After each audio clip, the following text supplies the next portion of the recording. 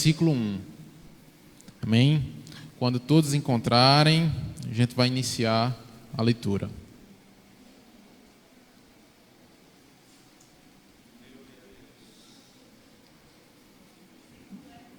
Primeira Crônicas, capítulo 21. Amém? Vamos iniciar. Então Satanás se levantou contra Israel e incitou a Davi a levantar o censo de Israel.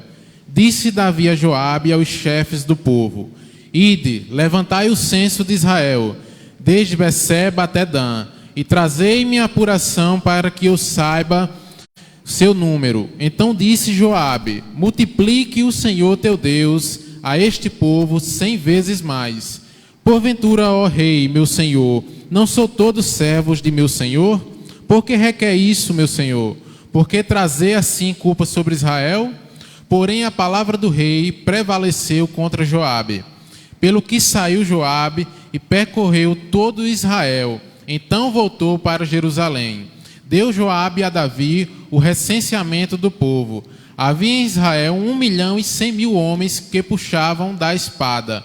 E em Judá eram 470.000 homens que puxavam da espada. Porém, os de Levi e Benjamim não foram contados entre eles, porque a ordem do rei foi abominável a Joabe. Tudo isto desagradou a Deus, pelo que feriu a Israel. Então disse Davi a Deus: muito pequei em fazer tal coisa, porém agora peço-te que perdoes a iniquidade do teu povo, porque procedi muito loucamente. Falou, pois, o Senhor a Gade, e vidente de Davi, dizendo: vai e dize a Davi: assim diz o Senhor, 3 coisas te ofereço, escolhe uma delas para que te faça. Veio, pois, Gade a Davi e lhe disse: assim diz o Senhor, escolhe o que queres, ou 3 anos de fome, ou que por 3 meses seja consumido diante dos teus adversários, e a espada de teus inimigos te alcance, ou que por 3 dias a espada do Senhor, isto é, a peste na terra, e o anjo do Senhor causem destruição em todos os territórios de Israel. Vê, pois, agora que resposta hei de dar ao que me enviou. Então disse Davi a Gade: estou em grande angústia, caia eu, pois, nas mãos do Senhor, porque são muitíssimas as suas misericórdias, mas nas mãos dos homens não caia eu.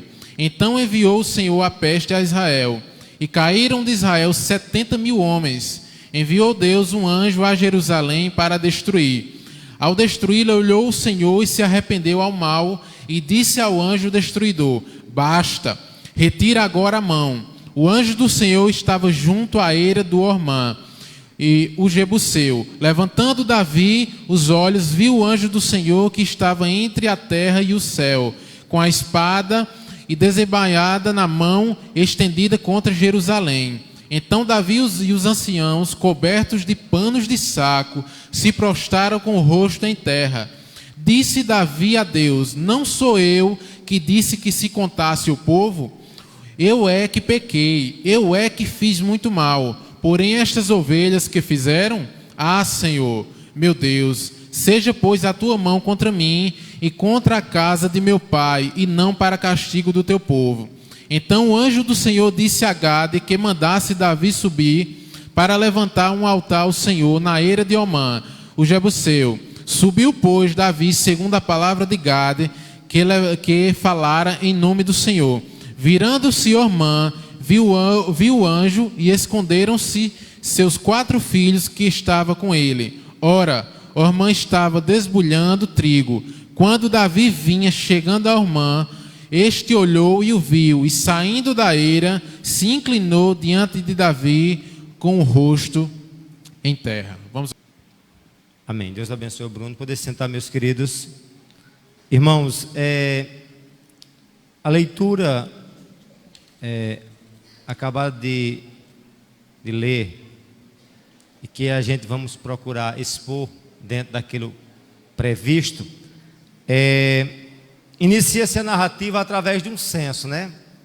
A gente vê aqui o Davi tendo uma ideia e por sinal uma ideia negativa, péssima, em levantar um censo para contar os homens aptos a guerrear, tanto em Israel quanto em Judá. E esse recenseamento resultou em um castigo, na verdade, na vida de Davi, mas sobretudo mais na vida de Davi, mas também esse castigo se estendeu ao Israel como um todo, né? E a gente vê o castigo, depois a gente vê Deus aplacando a ira através do erguer de um altar. Mas assim, eu queria simplesmente de forma superficial nós vermos verdades que é necessário nós pensarmos nessa noite, e o que podemos aprender e aplicar na nossa vida, justamente a partir desse episódio de Davi.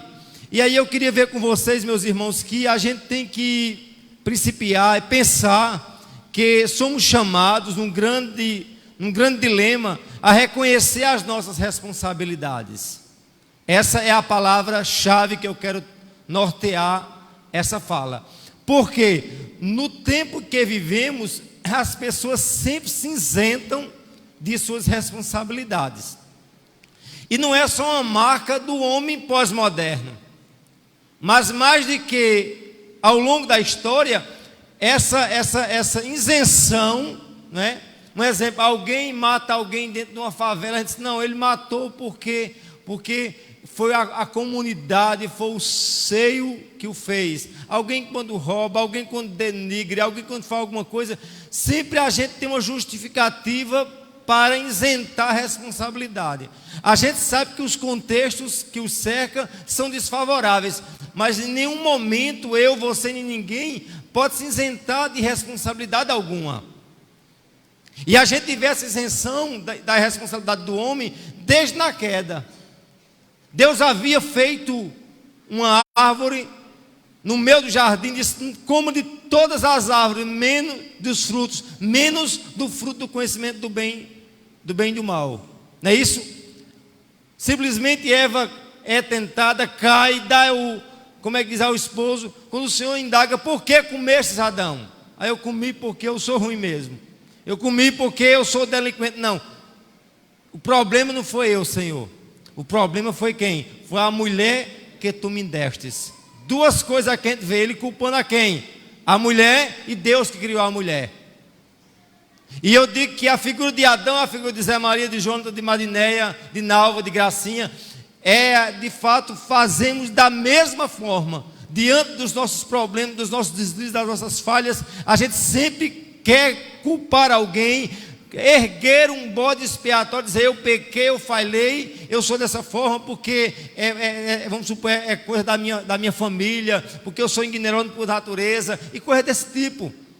Mas vamos ver, à luz da Escritura, que cabe a gente reconhecer a nossa responsabilidade. Não é um desafio fácil, não é algo realmente, quer dizer, é algo como é que diz, saudável, é algo, como é que diz, é bom para o nosso ego, que fere em muito o reconhecimento das nossas falhas, das nossas transgressões. Amém?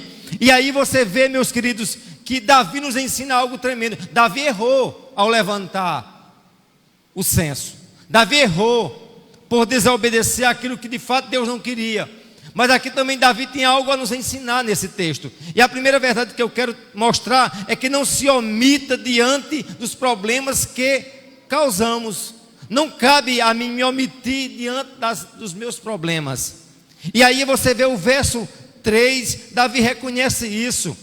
Olha, acompanhe comigo. Então diz Joabe, multiplica, Senhor, teu Deus, este povo 100 vezes mais, porventura, o rei. Senhor, não são todos teus servos? É porque requereu isso, meu Senhor, para trazer assim culpa sobre Israel. O verso 4, a palavra do rei prevaleceu contra Joabe, e pelo que saiu Joabe para percorrer todo Israel, então voltou para Jerusalém. Veja bem, simplesmente Joabe disse a Davi, não faça, isso não é conivente, Isso não é do agrado de Deus, mas diz o texto que simplesmente a palavra do rei sobressaiu o conselho de Joabe. E Joabe, como servo, foi. Mas diante do erro de Davi, Davi não se omite diante do seu problema, onde ele diz lá à frente, quando errou, ele disse: olha, tudo isso desagradou a Deus pelo que feriu Israel. Então disse Davi a Deus: muito pequei em tal coisa, porém agora peço-te que perdoe a iniquidade do teu servo, porque procedi loucamente. Ele reconhece que ele procedeu, que ele falhou, que ele errou, que ele foi um delinquente. E é uma das coisas que eu, em muito, reconheço em Davi como positivo. A gente vê quando Davi pecou contra Betseba, quando Davi fez o que fez com Urias, a Bíblia diz que o profeta Natã foi trazer a palavra de Deus para ele. Ele estava no trono, estava lá na condição de rei, e ele contou uma parábola de quê? De um fazendeiro que tinha muito gado, muitas reses, rebanhos, e o vizinho dele, pobre, só tinha uma borreguinha que dormia abraçado com ela, uma cordeirinha. E simplesmente ele arrancou das mãos daquele pobre vizinho a única que ele tinha e sacrificou para dar comida a um visitante que adentrava a sua propriedade. E Davi, quando viu essa palavra, a Bíblia diz que ele muito se indignou e disse: esse homem precisa morrer. Aí o profeta diz o quê? Esse homem quem é? É você, Davi. E Davi poderia, na condição de rei, degolar Natã. Ele poderia, na condição de rei, fazer muitas atrocidades, mas ele reconheceu as suas falhas. E aqui, da mesma forma, ele torna a reconhecer, dizendo: olha, foi eu que fiz, Senhor. O erro foi meu. De fato, Joabe não queria. E muitas das vezes, meus queridos, nós precisamos fazer como Davi, mesmo errando, mas a gente tem que, sobretudo, dizer: olha, eu errei, eu falhei, eu preciso retroceder. E aí ele diz: olha, tudo isso desagradou ao Senhor. E Davi disse a Deus: muito pequei por fazer tal coisa, peço que perdoe a iniquidade do teu servo, porque procedi loucamente. Ele procedeu de forma precipitada, de forma irracional. Mas eu volto a dizer, volto a enfatizar, volto a destacar: Davi reconheceu suas falhas. E um dos textos que eu mais tomo como verdade na Escritura é Provérbios 28:13. Aqueles que encobrem suas transgressões não prosperam, aqueles que confessam e deixam alcançam misericórdia.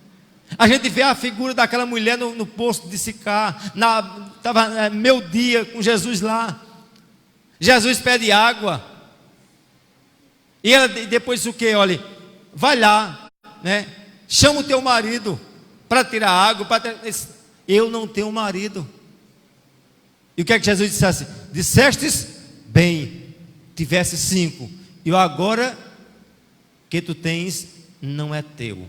Já estava no 6º relacionamento, mas ela deixou bem claro: o que eu tenho, já tive 5, mas o que eu tenho até hoje, até agora, não é meu, é do outro. Ou seja, falhou, mas reconhece. Por isso Jesus: vais o quê? E não peques mais. Assim como ele disse à mulher, vamos supor, pegada em adultério, vais e não peques mais. Ou seja, mostra bem claro que o caminho não é meramente dizer que eu não erro, porque todos nós estamos sujeitos a erros. A palavra do Senhor diz: não pequeis, mas se pecardes, tendo um advogado para com o Pai, Jesus Cristo justo. Ou seja, cabe a mim não pecar, mas no deslize do pecado, eu primeiramente tenho que reconhecer que pequei. E aí eu faço uma pergunta a você e a mim mesmo: será que tem coisas na minha vida que eu faço que eu não reconheço? Será que existe alguma coisa no meu viver que em dado momento que eu não faço como Davi, reconheci, e eu procuro culpar o outro?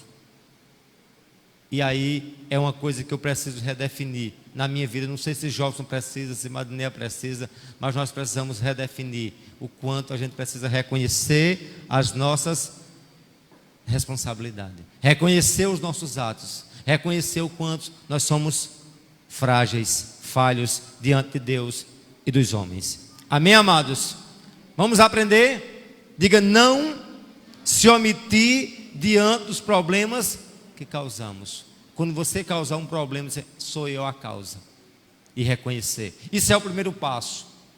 Porque quando eu reconheço, já tenho outro passo para dar. Agora, quando eu não reconheço, aí fica difícil de haver restauração, de haver mudança.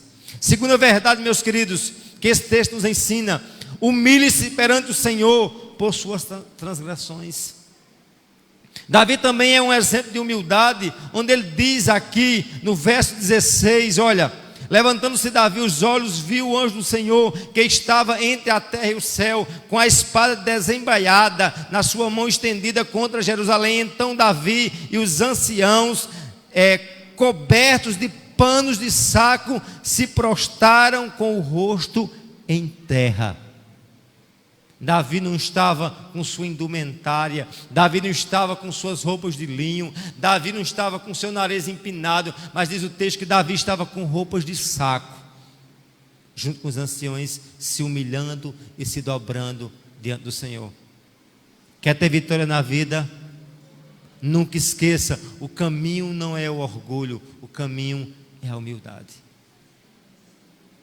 Jesus disse: aprendam de mim, porque eu sou manso e humilde de coração. É outro desafio para nós fazermos, é sermos humildes a ponto de reconhecermos que somos falhos, é sermos humildes a ponto de dizer que foi eu que causei essa desgraça, essa tragédia, sou eu.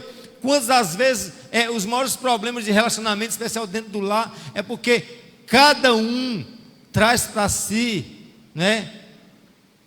não traz para si, melhor dizendo, a sua responsabilidade. O problema é você. Mas o problema muitas vezes é um problema mútuo, é um problema que cada um tem que reconhecer a si, dizer o quanto tem falhado diante desse projeto chamado família. E aí não é só no relacionamento conjugal, é no relacionamento na igreja, é no relacionamento entre patrão e empregado, é no dia a dia. Nós vemos todas essas falhas, mas aí o texto deixa bem claro que a perspectiva minha e sua é fazer como diz Davi: se humilhar. Ele se humilhou. Davi e os anciões, cobertos de panos de saco, se prostraram com o rosto em terra. Amém, meus queridos? Diante da adversidade, diante das falhas, diante dos problemas, desça diante do Senhor em humildade. Por isso que a palavra do Senhor deixa bem claro em 1 Pedro 5,6: humilhai-vos debaixo da potente mão do Senhor, para que ao seu tempo Ele vos exalte. Em tempo oportuno Ele traga exaltação. Ele deixa bem claro isso. Ele diz que Deus resiste ao soberbo, que Deus resiste ao petulante, ao arrogante. E quantas das vezes nós caminhamos muito mais na perspectiva do arrogante, do petulante, do que do humilde. E quantas, por fazermos tal ação, nós perdemos muitas bênçãos, muitas coisas na vida. Amém, amados? E aí lembre de uma coisa: humilhe-se perante o Senhor em suas transgressões. O caminho da vitória é o caminho da humildade. É aquilo que eu sempre digo: se você quer subir, você primeiramente diante de Deus tem que descer, É com humildade, é com simplicidade que deve viver o povo de Deus, não com arrogância, não com o nariz empinado, não se acha nos melhores, os mais santos, os mais perfeitos, os dotados de dons. Tudo que temos ou somos é a graça de Deus em nós. Amém, amados? E é isso que a gente tem que entender, que o céu vai estar permeado de pessoas humildes. No céu não vai entrar arrogante, no céu não vai entrar pessoas que de fato não reconhecem suas delinquências, seus pecados. A Bíblia é clara em dizer que Jesus vem buscar um povo humilde, zeloso de boa obra.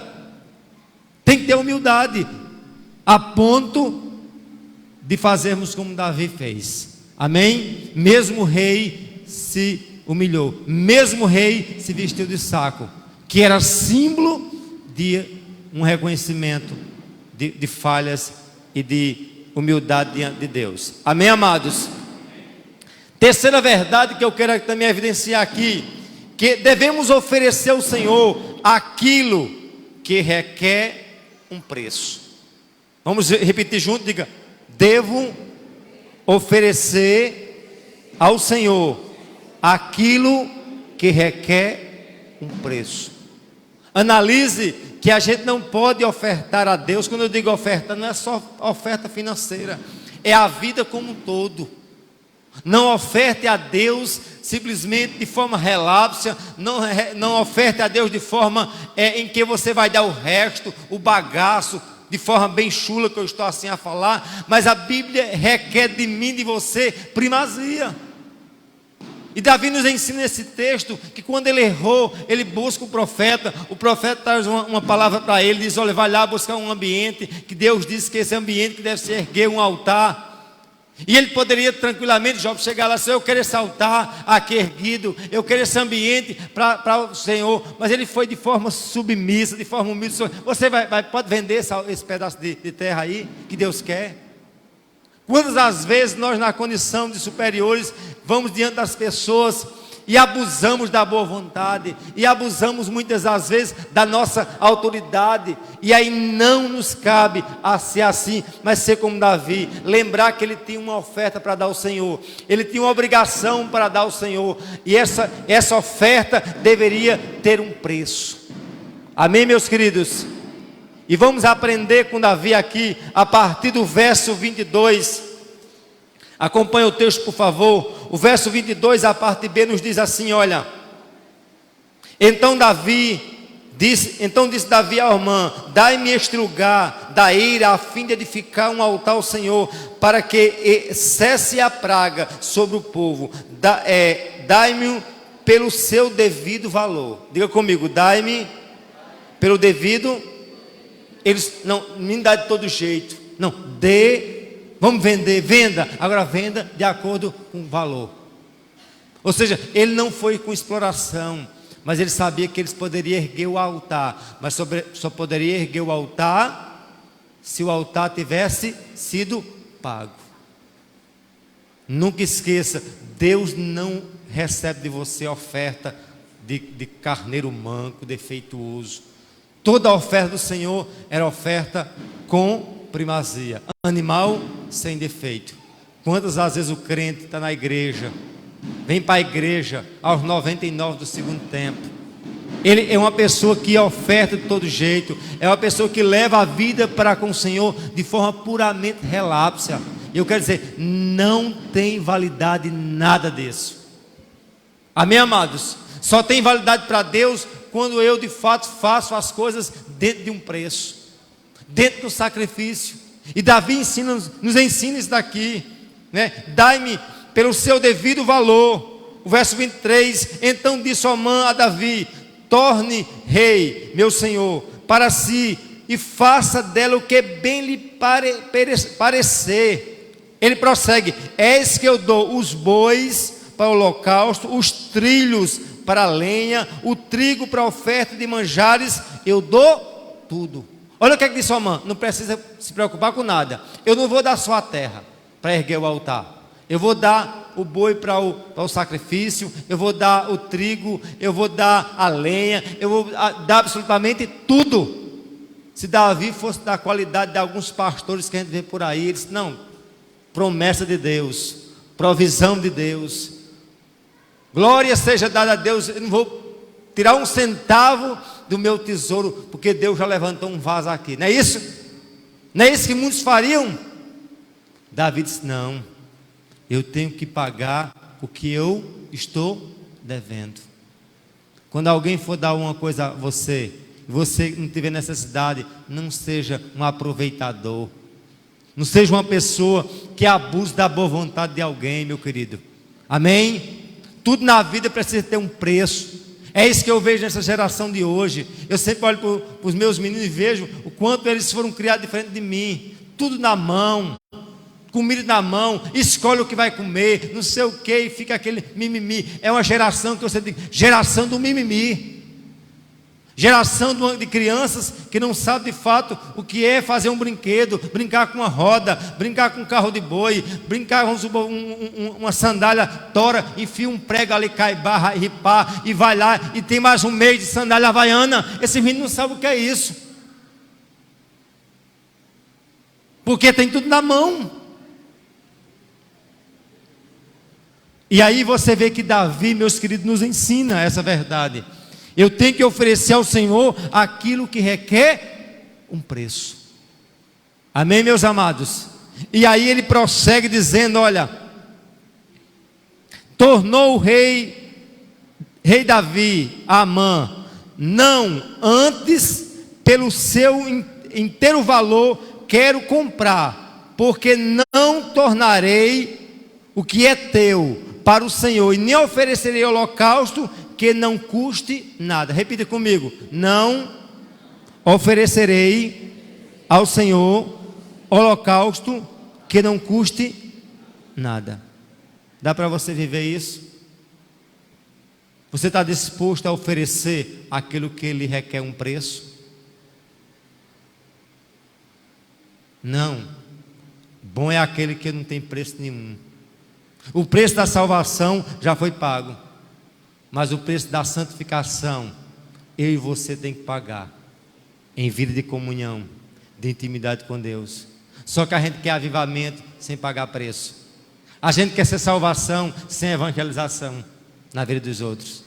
A gente quer que a igreja avance sem se dispor a dizer, eu vou investir em alguém que faz missão lá na Argentina, lá no Kuwait, lá onde no extremo que eu não posso ir, no mínimo orar. Mas simplesmente, meus irmãos, a gente quer culpar todo mundo, não queremos culpar nós mesmos. Nós vivemos numa geração, como eu disse, que as pessoas querem se isentar de suas responsabilidades. Quem pecou? Todo, menos eu. Lembra de Pedro? Todos podem negar, menos eu, Senhor. Eu sou Pedrão Rocha. Eu e você temos responsabilidades, falhas, e devemos aprender a partir de hoje, reconhecer as nossas falhas. Amém? Reconhecer que eu devo viver uma vida de humildade quando eu errar. E por fim, reconhecer que eu preciso fazer o quê? Pagar um preço diante daquilo que eu vou ofertar ao Senhor. Amém? Chega de crente garapeiro. Amém? Chega de crente exploradores. A cultura hoje olha para nós evangélicos, principalmente para a classe de pastores, como um indivíduo que é altamente exploradores, semelhante aos urubus diante de umas carniças. Mas eu quero dizer, existem homens de Deus que entendem que evangelho é evangelho. Existe um povo de Deus que entende que Deus é Deus e que quer servir a Deus a partir da Escritura Sagrada. E é por aí que a gente tem que caminhar. É com medo de crente, mas é por aí que a gente tem que realmente estar a caminhar e dizer, é por aí que eu tenho que seguir. Amém, amados? Seguir reconhecendo as nossas falhas. E o maior problema da gente é que é aquilo que Jesus disse, olha, no lugar de você estar querendo olhar o argueiro do olho do teu irmão, antes tira a trave, está no teu olho. Quando o crente começa a observar demais a falha do outro, eu não vou para a igreja, por quê? Porque eu estou com raiva de Jó, eu não aguento ver o pastor Zé Maria. Pois tá bom, tem uma coisa, eu não aguento ver Joaninho, meu querido,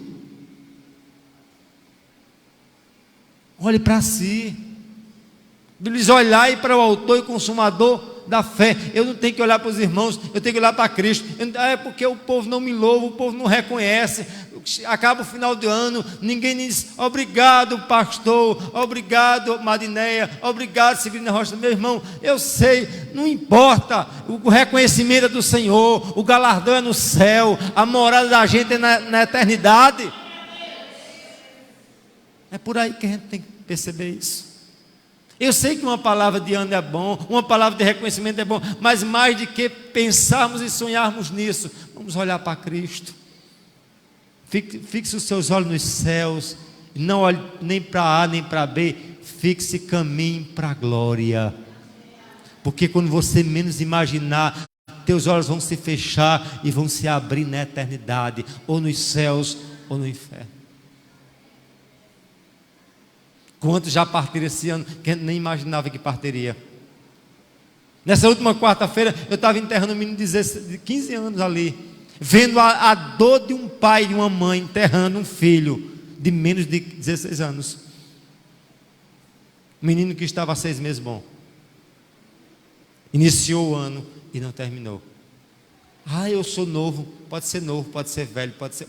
Meu querido, eu vou prestar conta das minhas ações diante do Senhor. E para isso, eu tenho que reconhecer as minhas falhas, os meus defeitos, as minhas iniquidades. E eu reconhecer em humildade. Reconhecer que eu preciso ter um preço de santidade diante de Deus. Amém, amados? Por fim, aplicação. Vamos ao texto. Aplicação do texto. Que Deus nos ajude a reconhecermos quando caímos, a fim de percebermos que Deus é gracioso para nos erguer. Vamos dizer novamente junto? Que Deus nos ajude a reconhecermos quando caímos, a fim de percebermos que Deus é gracioso para nos erguer. E aí eu vou citar uma frase do Franklin Ferreira, que diz assim, olha: não se mede a dignidade de um homem pela maneira como ele caiu, mas pela forma como ele se levanta. Vamos novamente? Não se mede a dignidade de um homem da maneira como ele caiu, mas pela maneira como ele se levanta. Quantas às vezes a gente ignora? Fulano caiu. Cair, todos nós estamos sujeitos a cair. Agora lembre-se de uma coisa: eu tenho que saber se eu tenho a dignidade de me erguer, de me levantar. E como se levanta? Olha como é que o crente se levanta. Se ergue descendo nos pés do Senhor. Quer ser erguido? Desça. Quer ver exaltado? Sim ou não? Se humilhe. Se ergue descendo nos pés do Senhor. Pois o Salmo 103, 14 diz: pois Ele conhece a nossa estrutura e sabe que somos pó. Que Deus te abençoe, que Deus me abençoe, e que verdadeiramente eu possa aprender com Davi, nesse sentido, a reconhecer as minhas falhas. Você pode aplaudir o Deus de Abraão, de Isaac, de Jacó, de Davi, o Senhor presente, o Senhor que te chama a viver uma vida em integridade diante dEle. Nunca esqueça, com o nariz empinado, com prepotência, ninguém jamais chegará diante de Deus. É com simplicidade, com humildade, reconhecendo: eu sou o quê? Miserável, pecador arrependido. Amém, meus amados?